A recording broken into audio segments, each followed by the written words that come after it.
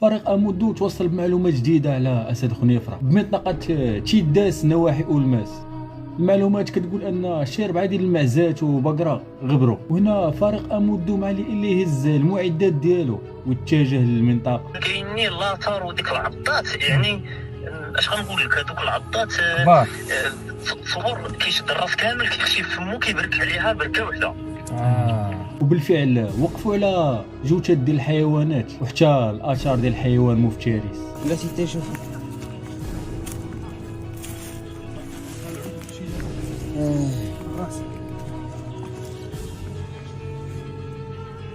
ديالك هادي؟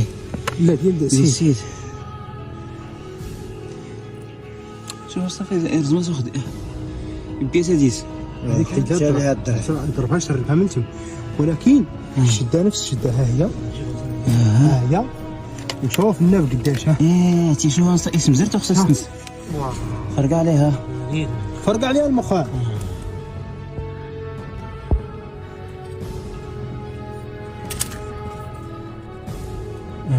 انت فرق عليها المخ ديالها خرج. ضربتها هي لقيتو عياك. هنا ما لقيناهاش. قلب لي العنق واش كاين شي طرف.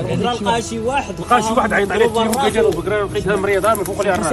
هذا ما عنده نورمالمون هو راه كيشد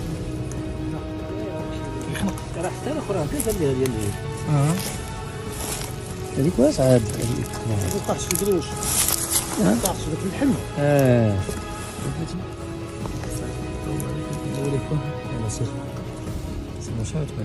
ويلي الناب قداش اصاحبي. شتي الكلب لكن يا بو كاع ما يديرش. ويلي واش ما عمرها تزوج ديب على الكلب تقريبا بحال ديب الكلب راه بحال ولكن علاش ما كلاش قتلها وزاد حرات. وفي الوقت اللي كانوا كيديروا المعاينه ديالهم، شي شخص معاهم جاه اتصال من شي شخص اخر كيقول انه تلاقى مع شي حيوان اللي كيخلع كبر من الكلب، وهادشي اللي خلى الطاقم ديال امودو يهز الرحال ديالو ويمشي للمنطقه فين قال الشخص انه شاف فيها الحيوان.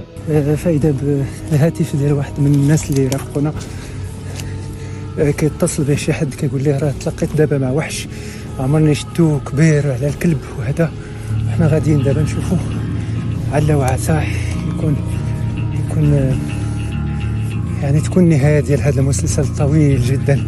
بعد مطارده هوليوديه بمساعده ديال سكان المنطقه بالليل، ما قدروش يرصدوا شي حيوان مفترس بحكم تضاريس المنطقه اللي واعره بزاف، والعامل الثاني بحكم الكبر ديالها. باش نوريك سير حتى نوريك الدار اللي قال لك هذاك الناس.